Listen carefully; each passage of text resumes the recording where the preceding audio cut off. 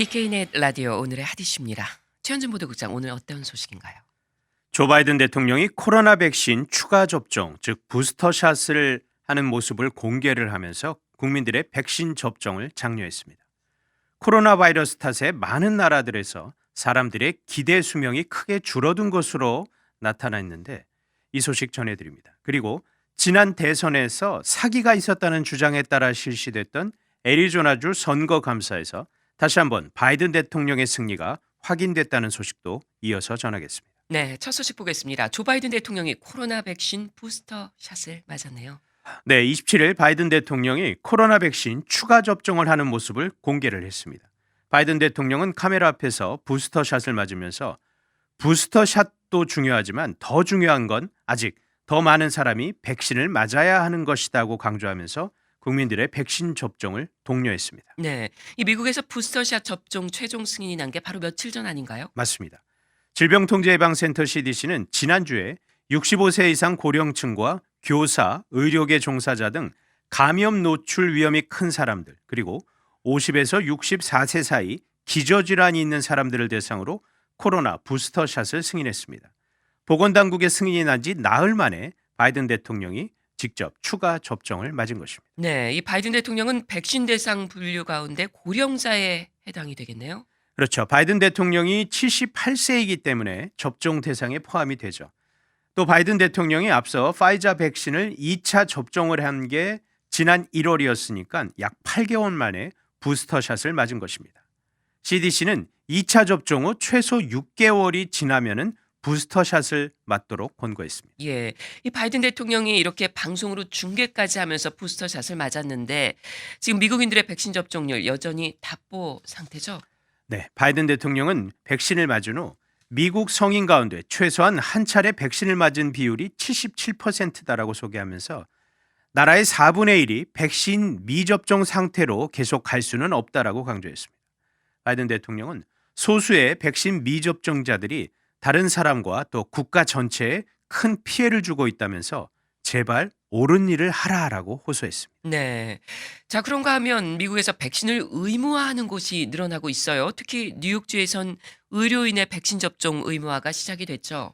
네, 뉴욕주에서 27일을 기해서 보건의료계 종사자의 백신 의무 접종이 시행에 들어갔습니다. 이 새로운 정책에 따라 백신을 맞지 않는 의료인들은 현장을 떠나게 됐는데 아직 수만 명의 의료진이 접종 기한에 맞춰 백신을 맞지 못한 상황에서 의료계에 큰 공백이 우려되고 있습니다. 네, 이 주정부에서 대책을 내놓은 게 있나요? 네, 캐시 호컬 뉴욕 주지사가 지난 주말 백신 미접종 의료인 대체 계획을 발표했습니다. 호컬 주지사는 이날 주 비상사태를 선포하고 다른 주나 또 다른 국가의 면허를 가진 의료인들의 뉴욕 내 근무를 허용을 하고 또 필요한 경우엔 의료 훈련이 된 주방위군과 연방정부의 재난의료지원팀을 투입하는 내용의 행정명령을 발표를 했습니다. 네. 자, 미국에서 이렇게 의료진에게 백신 접종을 의무화한 곳이 뉴욕주가 처음 아닌가요? 그렇습니다. 그렇다 보니까 이제 더 전국적인 주목을 받은 건데 네. 한편 최대 도시 뉴욕시는 교사와 교직원을 대상으로 한 백신 접종 의무화 조치가 지난 27일 시행에 들어갈 예정이었습니다. 지난달 빌 더블라지오 뉴욕시장은 교육 관계자들이 백신 1차 접종을 마친 증명서를 27일까지 제출하라 이렇게 지시했었는데 이 계획은 그렇지만 이 법원의 제동이 걸려 잠시 중단이 됐습니다. 예, 그렇다면 예정대로 시행에 들어가지 못한다는 겁니까? 그렇습니다. 제2연방순회항소법원이 접종기한 사흘을 앞두고 백신 접종 의무화 명령의 효력을 중단할 것을 요구하는 가처분 신청을 받아들였기 때문입니다. 네. 법원은 원래 29일 첫 본안 심리를 열어서 정식 해당 명령의 적절성을 따진 후에 최종 결론을 내리겠다고 밝혔었지만 예정보다 빠른 지난 27일 기존의 결정을 뒤집고 뉴욕시의 백신 의무화를 예정대로 진행하라 이렇게 판결을 했습니다. 예, 그렇다면 교사들이 당장 백신을 맞아야 하는 겁니까? 항소법원의 이 판결이 나오자 빌 더블라지오 시장이 27일 교사와 교직원들의 백신 접종 시한을 10월 1일로 연장하겠다라고 밝혔습니다. 따라서 해당 명령이 효력을 발휘하게 되는 건 새로운 주가 시작되는 10월 4일 월요일부터입니다. 뉴욕시는 미국 최대의 교육구로서 교사와 교직원의 수가 약 15만 명에 달합니다. 네, 잘 들었습니다. 다음 소식입니다. 이 코로나 바이러스 대확산 여파로 많은 나라 사람의 기대 수명이 크게 줄었다는 결과가 나왔다고요? 네, 영국 옥스퍼드 대학 연구진이 학술지인 국제 전염병 저널에 발표한 논문에 담긴 내용인데 네. 29개국 주민들의 이 지난해 기대 수명을 조사를 해본 결과 몇몇 지역에서 지난 제2차 세계대전 이래 가장 큰 폭으로 기대 수명이 감소했다라고 발표했습니다. 네. 기대 수명이라는 것은 어떤 사회에 인간이 태어났을 때 앞으로 생존할 것으로 기대되는 평균 생존 연수를 말합니다. 이 조사 대상이 29개 나라라고 했는데 어느 나라들이 포함이 되나요? 미국과 칠레 그리고 유럽 대부분을 포함합니다. 그런데 조사 결과 이들 29개 나라 중에 27개국에서 지난해 기대 수명이 줄은 것으로 조사됐습니다. 그런데 기대 수명이 줄지 않은 나라 두 곳이 있는데 북유럽의 덴마크와 노르웨이였습니다. 예. 자, 이들 나라에서 기대 수명이 줄어들지 않는 이유로 연구진은 이들 두 나라가 코로나 대유행 초기에 개입을 했고 강력한 보건 체계를 가지고 있어서 그렇다라고 설명을 했습니다. 예. 자, 그렇다면 이 조사 대상 중에서 기대 수명이 가장 많이 감소한 나라는 어디였습니까? 우리가 살고 있는 미국입니다. 예. 미국 남성의 경우 2019년도와 비교해서 2.2년 그리고 여성은 1.65년이나 줄어들었습니다. 기대 수명이. 네. 역시 코로나 사망자가 가장 많은 미국에서 기대 수명이 가장 많이 감소를 했습니다. 보고서는 지난해 미국에서 기대 수명이 가장 많이 감소한 것은 전혀 놀라운 사실이 아니다라고 지적했습니다. 예. 자, 미국 다음은 어떤 나라들이었나요? 스페인 여성 그리고 불가리아, 리투아니아, 폴란드 남성들의 기대 수명이 1.5년 이상 감소를 했습니다. 예. 연구진은 특히 스페인, 영국, 이탈리아, 벨기에 등 많은 이 서유럽 나라에서 한 해에 이렇게 기대 수명이 많이 감소한 것은 지난 2차 세계대전 때가 마지막이었다라는 설명을 또 했습니다. 네. 이 전체적인 성별로는 상황이 어떻습니까?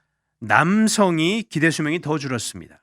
조사 대상 29개 나라 가운데 남성들 기대 수명이 1년 이상 감소한 나라가 11개 나라였고 그리고 여성의 경우엔 8개 나라였습니다. 네. 자, 이렇게 조사 대상 국가 주민들의 기대 수명이 줄어든 주된 이유가 바로 코로나 바이러스 확산이라는 겁니까? 그렇습니다.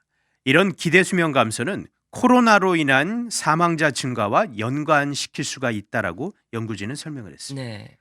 존스홉킨스 대학 집계를 보면 전 세계에서 약 475만 명 이상이 코로나 바이러스에 감염된 뒤에 사망을 했습니다. 네, 잘 들었습니다. 자, 한 가지 소식 더 보겠습니다. 지난 2020년 대통령 선거에서 사기가 있었다, 이런 주장과 관련해서 애리조나주에서 실시된 개표 결과를 감사한 결과 이 조 바이든 대통령의 승리가 재차 확인이 됐다고요. 그렇습니다. 캐런 펜 애리조나주 상원 의장은 이번에 마리코파 카운티에서 실시된 검사 결과가 지난 11월 대선 결과와 일치한다라고 밝혔습니다. 예. 이번 감사는 마리코파 카운티의 투표용지 210만 장에 대해서 일일이 수작업을 통해 검표가 이루어졌는데 바이든 대통령은 지난해 11월 카운티가 발표한 공식 집계보다 오히려 99표를 더 얻었고 도널드 트럼프 전 대통령은 261표가 감소를 했습니다. 펜 상원의원은 사실은 사실이고 숫자는 숫자다라면서 감사 결과를 받아들였습니다. 네, 이 당초 애리조나주에서의 지난 대선 결과가 어떻게 나왔었죠? 바이든 대통령은 지난해 11월 대선 당시 애리조나주에서 10,000표 이상의 차이로 트럼프 전 대통령을 이겼습니다. 이번에 감사가 실시된 마리코파 카운티에서는 4만 5천 표 정도의 차이로 바이든 대통령이 승리를 했습니다. 네, 그렇다면 이번 감사 왜 실시가 된 겁니까? 네, 애리조나주는 원래 공화당이 강세를 보이는 주 가운데 하나입니다. 트럼프 전 대통령으로서는 이 애리조나에서 당연히 자신이 승리할 것으로 기대를 했었습니다. 네. 하지만 막상 결과가 바이든 대통령의 승리로 나오자 트럼프 전 대통령 측은 표가 도둑맞았다. 이번 대선은 사기다 이런 주장을 했고 이에 대해 검표 결과를 다시 들여다볼 것을 주장을 했던 것입니다. 예, 그래서 감사가 실시됐는데 이 결정이 어떻게 언제 된 겁니까? 네, 말씀드렸다시피 애리조나는 공화당 강세주로 주 입법부 역시 공화당이 장악을 하고 있는데 주 공화당 상원은 지난 4월 마리코파 카운티에서의 투표 과정 전반을 들여다보는 감사 실시안을 의결을 했었습니다. 네, 그럼 이 의결 뒤에 감사 결과가 약 5개월 뒤에 발표가 된 겁니까? 그렇습니다. 이번 감사는 플로리다주에 본사를 둔 민간 사이버 보안 컨설팅 업체 사이버 닌자에 의해 실시가 됐는데 네. 이 기관은 이번 감사에 투입된 인원만 1,500명이 넘었고 감사가 약 5개월 이상 걸렸다라고 설명했습니다. 예.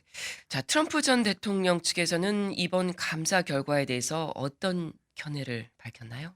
네, 트럼프 전 대통령은 이번 감사 결과 초안 발표 뒤 이 정치활동위원회 팩세이브 아메리카를 통해 발표한 성명을 통해서 이번 감사 결과 받아들일 수 없다라는 의견을 밝혔습니다. 네. 트럼프 전 대통령은 이번 결과에는 중대하고도 부정할 수 없는 사기의 증거가 포함되지 않았다라는 주장을 했습니다. 이어 이제는 검찰이 나서서 대선 사기를 조사해야 한다라고 촉구도 했습니다. 네. 자, 다른 주는 어떻습니까? 감사가 예정된 곳이 있나요?